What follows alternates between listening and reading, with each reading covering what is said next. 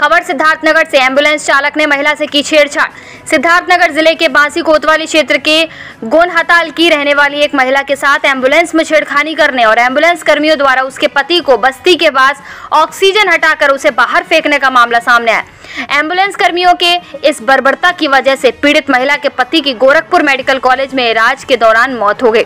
मामला 30 अगस्त की रात का बताया जा रहा है। इस घटना को लेकर पीड़ित महिला ने बताया कि उसके पति हरीश की तबीयत कुछ दिनों से खराब थी, जिसको लेकर वो बस्ती मेडिकल कॉलेज गई, जहां उसकी तबीयत ज्यादा बिगड़ने पर उसे लखनऊ के लिए रेफर कर दिया गया था।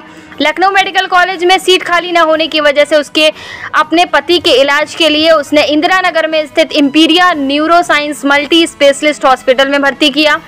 वहां का चार्ज अधिक होने की वजह से 2 दिन के इलाज के बाद उसने रिक्वेस्ट कर अपने पति को वहां से निकाल लिया और अस्पताल द्वारा उपलब्ध कराए गए प्राइवेट एम्बुलेंस से लेकर के वह अपने घर सिद्धार्थनगर के गोहताल गांव के लिए रवाना हुई। पीड़ित महिला ने बताया कि रास्ते में कुछ दूर चलने के बाद एम्बुलेंस के चालक ने उसे एम्बुलेंस के आगे सीट पर बैठने को लेकर दबाव डाला और पुलिस द्वारा चेकिंग की बात कहकर उसे आगे की सीट पर बैठा लिया। महिला ने बताया कि रास्ते में एम्बुलेंस के ड्राइवर और उसका साथी उसके साथ छेड़खानी करने रहे, जिसका उसने लगातार विरोध किया और चिल्लाने की कोशिश की। इस बीच करीब 150 किलोमीटर की दूरी तय करने के बाद बस्ती पहुंचने से कुछ दूर पहले इन लोगों ने उनके पति को एक सुनसान जगह पर फेंक दिया, जिससे उनके बीमार पति को चोट आई और ऑक्सीजन निकालने की वजह से उनकी तबीयत बहुत खराब होने लगी। महिला ने बताया कि वह और उनके साथ कोई भाई ने फौरन 112 पर फोन कर पुलिस को घटना की सूचना दी। पुलिस ने एम्बुलेंस बुलाकर उनके पति की खराब हालत को देखते हुए बस्ती मेडिकल कॉलेज भेजा, जहां से उन्हें गोरखपुर मेडिकल कॉलेज के लिए रेफर कर दिया गया और गोरखपुर मेडिकल कॉलेज में उनके पति की मृत्यु हो गई। महिला ने बताया कि बस्ती में मौजूद पुलिस ने एम्बुलेंस कर्मियों को पकड़ने का कोई प्रयास नहीं किया। पति के क्रियाक्रम के बाद लखनऊ के गाजीपुर थाने में इस मामले की तहरीर दी गई है।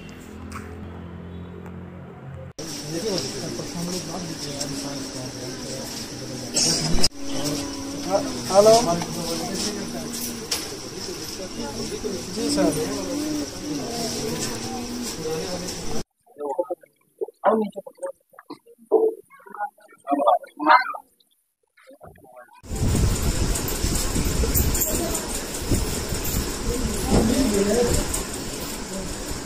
क्या नाम है आपका और कहाँ रहती हैं आप? आरती नाम हमार गोनहताल के रहे वाली हूँ कि थाना बांसी पोस्ट सहनिया। अच्छा, अभी ये आपके साथ जो घटना घटी है, ये पूरा मामला क्या था? कब आप अपने पति को लेकर के गई थी लखनऊ और फिर वापसी में कैसे क्या हुआ, बताएंगी आप? पति के हमारे तबीयत खराब रहा 15-20 दिन से, तो हम बस्ती पहले लेके गईली। बस्ती लेके गईली तो एक दिन दवा भाई, फिर वहाँ से बोलना कि इनके लखनऊ लेके सीधे जा। फिर लखनऊ लेके गईली तो बोलना कि मेडिकल में, तो मेडिकल में लेके गईली तो वहाँ ना ही दवाई गया भाई, वहाँ बेडे नहीं खाली रहा। तो प्राइवेट हॉस्पिटल में इंपीरिया हॉस्पिटल में भर्ती कैली। फिर उनके 2-1 दिन इलाज भैल, फिर पैसा के दिक्कत हो लागल तो हम बोली कि हमें से छुट्टी दे दा, हम घर पर लेके जाबे न। तब अकाउंट अथी पर एक लेडी से लड़की रही तो उन्हीं से नंबर ले ली, तो नंबर दे इसके हला नंबर लैला बतियाला भाई हमार रहला, नंबर से बात कैला, एम्बुलेंस बोलैला, फिर बैठौला अपन मरीज के हमहू के भाई के, फिर लेके गईला कुछ पेट्रोल पंप पर तेल भरैला। फिर कुछ दूरी तक जाए के बोलना कि तू हमें बोलना कि इनके आगे बैठावा, गार्जियन चाहिए और नहीं तो पुलिस पकड़ ली रास्ता में और नहीं तो हमें परेशानी हो जाए। फिर बोलना कि लखनऊ निबक जाए तो फिर तुम्हें हम फिर पीछे बैठा देव। तब फिर कुछ दूरी तक गई लिया के, फिर कहा था कि फैजाबाद निबक जाए तब पीछे बैठा दे। फिर वहीं से छेड़खानी शुरू कर करे के दिक्कत करे लगल हमें। फिर बोलना कि क्या बोला था कि क्या बोला था अभी 2 मिनट मुँह चुप रख, अभी कुल सही हो जाए। तो हम बोली बाबू ऐसा हमें कुछ ना बोला और हमें उनके लगा पति के लगे हमरे बैठा था हमने। तो कुछ दूरी तक ले जाए, कहा था अच्छा रुको अभी 2 मिनट में छोड़ दूंगा। तब कुछ दूरी छोटी छावनी पड़ल तो वहीं ले जाए के पति के हमारे पहले भाई के हमारे आगे सीट पर बैठा लाग कह दिला। फिर का बोला था हमें बोलना है उतर है के फिर हमहू के ढकेल के उतरवा दें, फिर पति हमरे फेंक के गोड़ पर हाथ पकड़ के फेंक के उतार के वही कचड़ा में गोबर उबर रहा वहीं फेंक के भाग गई। फिर वो रिपोर्ट जितना मेडिकल के उतना लखनऊ में हॉस्पिटल के एम्पेरी हॉस्पिटल के जितना रिपोर्ट रहल, जितना बिल दवाई रहल पूरा सारा लेके भाग गई। और परस रहल, कपड़ा लत्ता रहा कुलियन जितना रहल कुल लेके भाग गई। अच्छा, जो ये एम्बुलेंस वाले थे ये कहाँ, ये बस्ती छावनी के पास इन लोगों ने आपको कहाँ पे? हाँ वहीं पर फेंके, बस्ती के पास। हाँ बस्ती के पास, बस्ती पहले। अच्छा, ये जो दोनों एम्बुलेंस के जो कर्मी थे उनको आप पहचान जाएंगी ना, अगर आपके सामने हाँ, उनको लाया जाए तो पहचान जाएंगी आप? कुछ नाम या कुछ जानकारी है आपके पास? नाम तो नहीं पता बा, भाई हमारे पता बा उनके नाम भी नंबर भी। अच्छा अच्छा। हाँ। अच्छा, इसके बाद फिर थाने वगैरह पे कैसे क्या यहाँ तो पे बस्ती जब आप पहुंची यहाँ पे तो इसके बाद फिर क्या कैसे फिर क्या हुआ, कैसे आप वहाँ लेके गए अपने पति को आगे?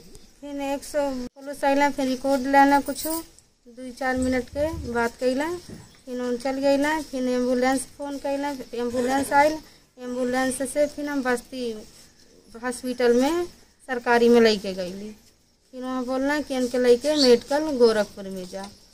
फिर वहाँ लेके गई, फिर कुछ समय इलाज भइल, फिर 8 बजे तक उनके वो हो गई, एक्सपायर हो गई।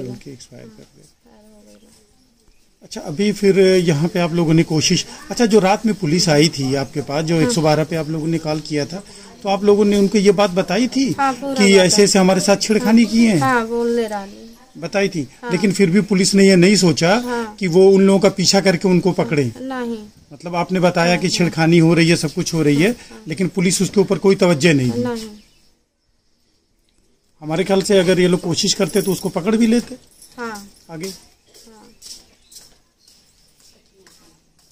बेटा, क्या नाम आपका, कहाँ रहते हैं? मेरा नाम अनूप है, मैं जिला सिद्धार्थनगर में रहता हूँ। ये क्या हुआ था, क्या घटना हुई थी, थोड़ा सा बताइए। मैं लखनऊ से अपने जीजा को रेफर करा के गाँव के लिए आ रहा था, तो वहाँ से एम्बुलेंस वहीं से हॉस्पिटल से ही लिया था, तो उन्होंने दिलवाया था नंबर से, तो ना उन्होंने बोला कि ठीक है जाओ घर ले जाओ, कोई दिक्कत नहीं है। लेके तो घर तो आए थे, तो 10 किलोमीटर लमसम में वो लोग डीजल डलवाए ड्राइवर लोग।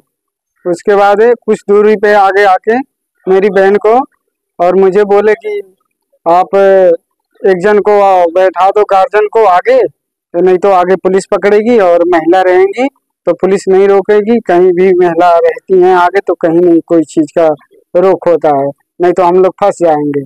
ऐसा बोल के फिर मेरी बहन को उन लोगों ने आगे बैठाया और मुझे मेरे जीजा को पीछे बैठाए थे। पीछे बैठाने के बाद वो लोग काफी दूर तक चलते रहे, मतलब बहुत ही परेशान करते रहे। मेरी बहन को वहीं से चालू किए छेड़ना, पर मेरी बहन ना तो बोल पा रही थी ना तो हल्ला कर पा रही थी। पर ज्यादा ही कुछ करने के बाद ही जब ज्यादा दरवाजा पीटने लगी तो मुझे अंदर से कुछ आवाज आई, तो फिर मुझे लगा कि मतलब दिक्कत कर रहे लोग ज्यादा, तो मैं भी अंदर से चिल्लाने लगा, मेरे जीजा भी चिल्लाए, और तो भी ये लोग नहीं रोके। फिर काफी दूर आने के बाद छावनी बस्ती के पास प्रगति पौधशाला है, वहाँ पे उन लोगों ने आया, फिर बोले कि अब बहन को अपने पीछे कर लो और आप आगे बैठ जाओ। आगे बैठने के बाद उन लोगों ने केबिन को बंद कर दिया। केबिन को बंद करने के बाद फिर मुझे बोले कि चलो आगे बैठो, फिर मैं बंद हो गया उसमें। मेरे जीजा को मेरी बहन को उठा के फेंक दिए उन लोगों ने नीचे। फिर मुझे भी बाद में धक्का मार के गाड़ी स्टार्ट किए, और जो भी हमारा सामान था, रिपोर्ट था गाड़ी का, मतलब जो भी हॉस्पिटल का सामान था, पैसा वैसा जो भी हमारे पास, पानी का बोतल तक भी नहीं छोड़े थे मेरे जीजा। प्यासे हुए बोल रहे थे किसी गाड़ी वाले को रोको, पानी मांगो, पर कोई गाड़ी वाला भी नहीं उस समय रोक रहा था, और ये लोग वहां से फिर निकल गए। उसके बाद मैं 108 112 दोनों नंबर लगाया था मैं, तो 108 नंबर पहले आया था, उसमें बैठने के बाद ही वो लोग फिर 112 भी आ गई, तो उन्होंने फ़ोन किया कि अभी गाड़ी रोको।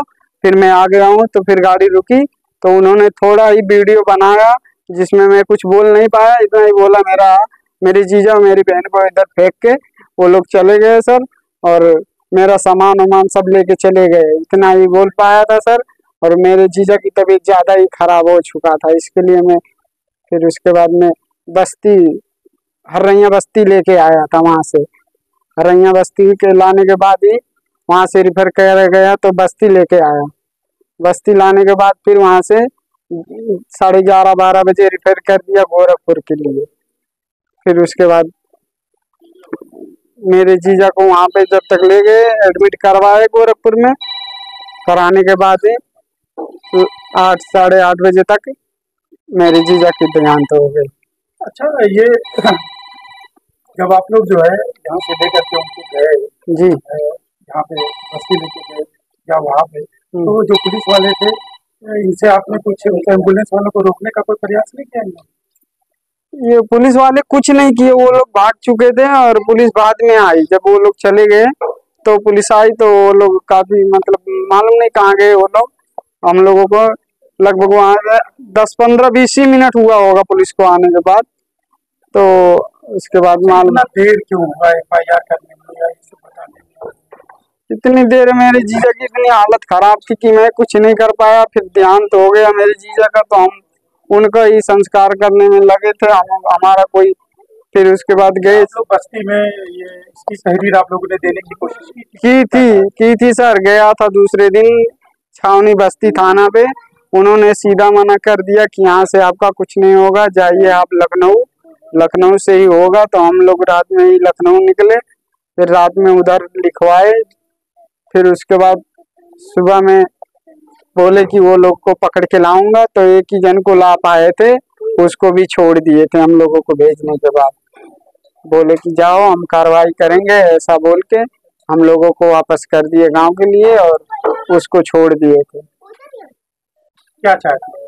ना चाहते हैं हमारी बहन के साथ जो गलत हुआ है, हमारे साथ भी गलत हुआ है। हमारे जीजा को उठा के ऐसे फेंक दिए जैसे कोई कचरा फेंक रहा। 9,500 मोबाइल से पे कर दिया था वहीं लखनऊ के ही अंदर उन लोगों के फोन में, और हॉस्पिटल का जितना बिल था सब चुकता करके ही निकला था। वहां से एक भी पैसा नहीं कि चलो इनका पैसा बाकी करके जा रहा हूँ या लेके जा रहा हूँ, कोई पैसा बाकी नहीं रखा था। उसके बाद काफी दूर लाने के बाद बोले मेरे 6,000-7,000 मुझे और चाहिए। तो हम लोग बोले चलो ठीक है ले लेना, पर उन लोगों ने बात नहीं मानी, उठा के इधर फेंक के चले गए वो लोग।